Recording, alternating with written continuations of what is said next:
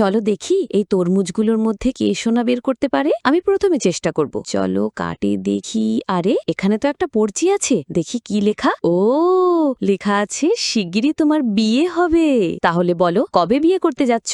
আরে আমি তো 10 বছর ধরে চেষ্টা করছি, এবার আমার পালা। দেখি এই তরমুজ থেকে কি বের হয়। ও এখানে লেখা আছে টাটকা গুড়। তাহলে এই নাও তোমার জন্য টাটকা গুড়। ওয়াও, আমি তো আজ ক্ষীর বানাবো। চলো এবার আমি দেখি, আশা করি সোনা না হোক কিছু ভালো যেন পাই। আরে না, এখানে তো কিছুই নেই, কিভাবে সম্ভব? চলো আরেক দিক থেকে কাটে দেখি। আরে হ্যাঁ, একটা পড়ছে ছিল, দেখি কি লেখা। ও না, লেখা আছে তুমি এখন বানরই হয়ে গেছো। তাহলে আমার বানরটা কোথায়? আজ যদি আমি সোনা না পাই আমার নাম বদলে দিও।